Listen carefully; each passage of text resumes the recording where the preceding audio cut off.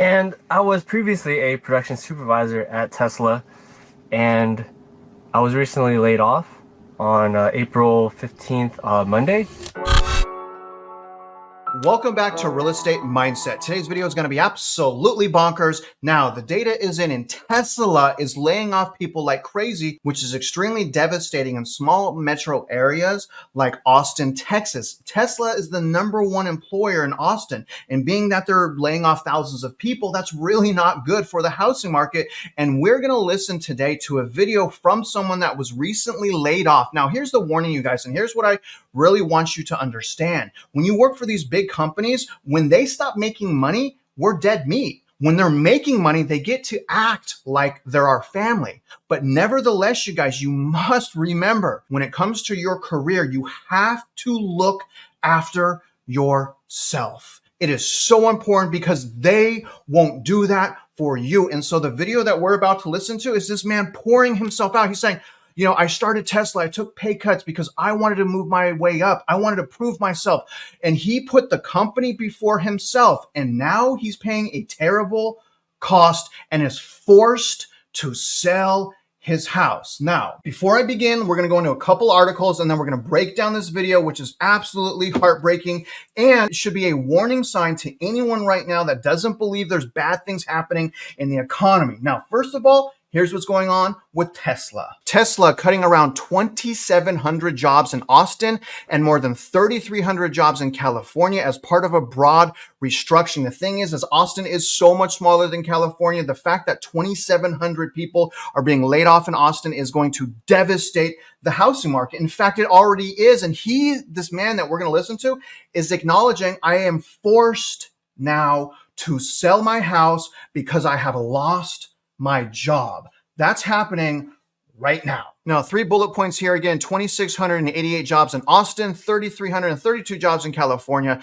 The reason why they're doing these steep job cuts is because they're not making enough money, because we're in quantitative tightening. But what they're saying is because they announced a restructuring plan. And this is what they say: as we prepare the company for our next phase of growth, it is extremely important to look at every aspect of the company for cost reductions and increasing productivity. And another thing that we're going to learn from the video we're about to watch is how dirty, you guys, how dirty the layoff actually was. This man worked there for 5 years and got kicked to the curb.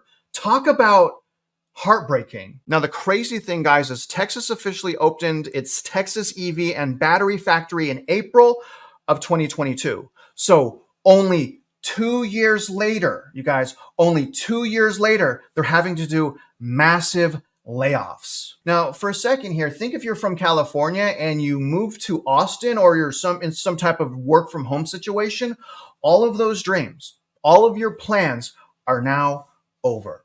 It's now ruined. And if you spent money and bought assets as if you were going to make that amount of money for the rest of your life and have career advancements, then you just shot yourself in the foot. And that's why I keep telling people right now is when we need to be saving in the front end of a recession, not spending more money. We need to be saving, working on our purchasing power, understanding that when we go into recession, it will be harder to purchase. It will be harder to find a job. That's why I'm saying you got to worry about you. Tesla and Elon Musk will not. They got to worry about themselves, you guys. I mean, this is crazy, you guys, and it's just all over the place. Tesla's supercharger layoffs couldn't come at a worse time. All of those charging stations that were supposed to be around the nation, that whole department has been laid off. The timing couldn't have been worse. Tesla was on the verge of making its vehicle charging plug the de facto standard in North America, and its competitors and stakeholders are counting on a smooth ride. But there's a but here. Musk claims the leaner team will focus less on deploying new supercharging locations and instead focus on 100% uptime.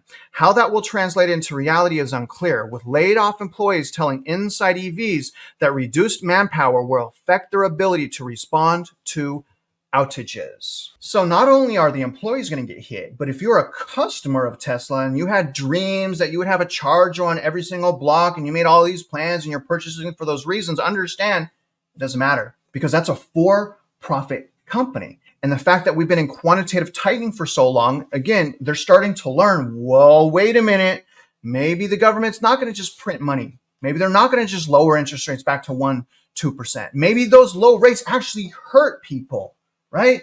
It hurt me. The low rates, the free money, the stimulus is killing us, guys. How can free money, how do those free money kill us? Look at the inflation. The inflation it's so bad. It's so sad. And it's especially sad because it makes the rich richer and it makes everyone that's not like ultra rich poorer. The rich of the rich are winning. The poor people, we're losing. It really sucks. So again, be careful how you're working and be careful on the faith you're putting in to your employer. All right. Now, if you still don't want to listen to me, please, we're going to go into a video now and we're going to listen to someone that was recently laid off from Tesla. And he's going to explain, basically, he's forced to sell his house. And he's also going to explain how he was treated during the layoff process. I checked my emails while on autopilot. So the email read, "Unfortunately, as a result, your position has been eliminated by this restructuring." So immediately after that, I was like, is this like real? Okay, real quick, guys. He's talking about how he got laid off. He got laid off via email on his way to work. So he didn't even get a phone call. He got an email on his way to work. Listen up. And then I texted my manager and I was like, hey, what is this? And then he texted me back, everyone got it. We'll get more info later. And that was at 5:05 a.m. So it's kind of like, I was kind of like in the dark of like, hey, what's really going on? And then by the time I parked, so 5:50 a.m. tried to badge in, and the security guard took my badge and told me I was laid off. So by 5:50, I was like in my car. Usually I get all my stuff ready of like, my backpack, my water bottle, make sure my laptop's in there, it's charged and all that. Your pregame stuff, right? Like when you play for any type of sport, you make sure all your stuff is together, right? But I was like, this is kind of fishy. Let me try to badge in real quick and see if this thing worked. Like, cause you never know if this thing real or just a weird scam. So, I tried to badge in, and then this big 6'3", he was like 300 pounds, big, super big guy, and looked like a bouncer. And then he was like, "Hey, let me see your badge." And then he was like, "Oh yeah, you're part of the layoffs, man. Sorry." And I was like, okay. And then like I just turned around and then I had to walk out. And then it really like hit me when I was in my car, because I sat in disbelief, like, this is real. And then as time went on, like a few more minutes, it was like hitting me really hard.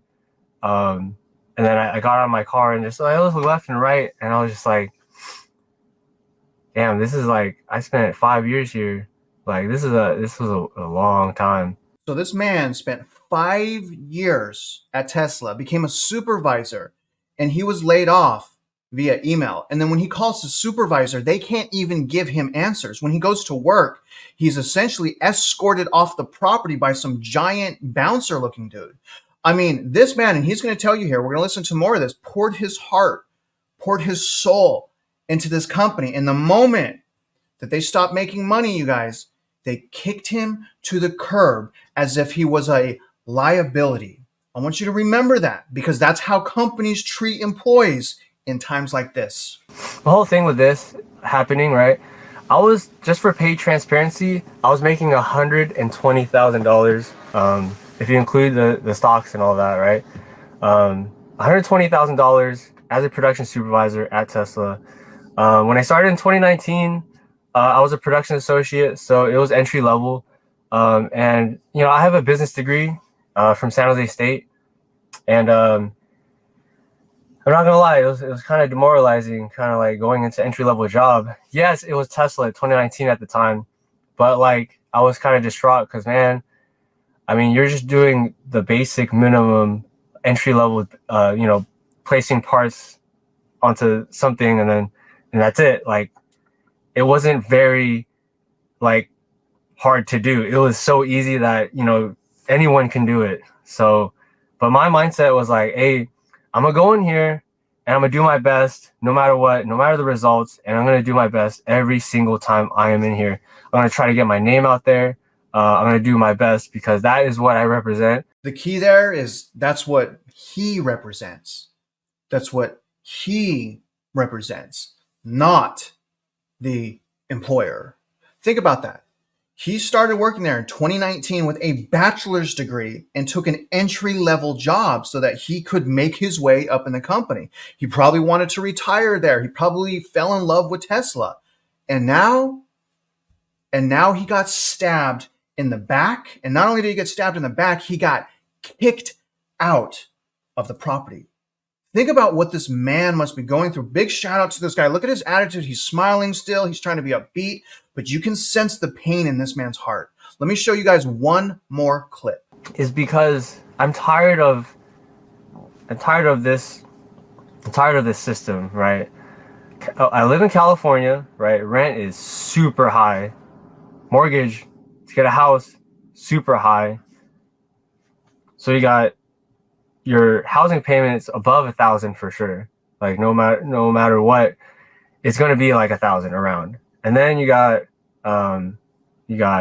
utilities, you got electric, you got water, you got garbage, you got Wi-Fi, you got all these type of bills, man. And then like I remember going at line by line because my little brother was like, "Hey man, why don't we I'm just gonna live in my car."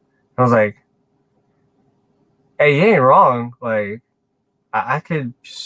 I mean, when I went through that Excel sheet because I have a budget, it was like this thing's real. Like, you can literally save like almost $2,000 a month and put it towards the stock market, and in 5 years, you could be financially independent. And that's what I want to do. I'm fired up of like, like getting laid off might have been the best thing that's ever happened to me because I think that this is gonna light the fire and the spark of like, hey, like this is you gotta get out of this rat race. Like the rent is like so high, it's like, you know what? We're gonna go against the system. We're gonna go against the system, and the way you do that is you're gonna live in your car, and then it's gonna be a hard and long fought journey. But you know, I'm with it. I'm with it because I'm tired of paying the rent and all of that. And then look, I lost my job, and then I can't the mortgage, like all that, right? Like we got to sell the house. We have no choice, right? So it's like I don't want to be in this position again. We have to sell the house. We have no choice. And you know, again, I'm not a financial advisor. I believe in safe investments, though. And what he said was, I mean, it's so heartbreaking. I mean, I hear him giving up hope and wanting to make a quick buck. So what is his plan now?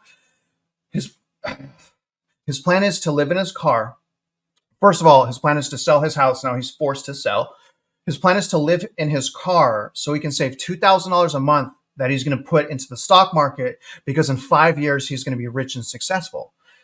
I'm not so sure that there is any, get rich quick schemes, you guys.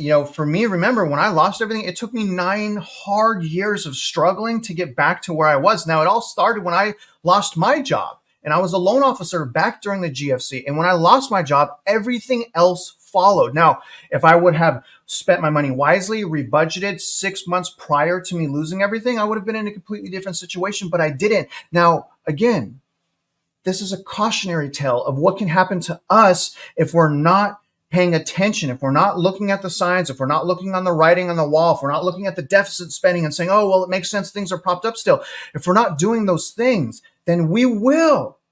If we get job loss, we will get swept up in the wind. You guys, the headline U3 unemployment rate is 3.9, historically low.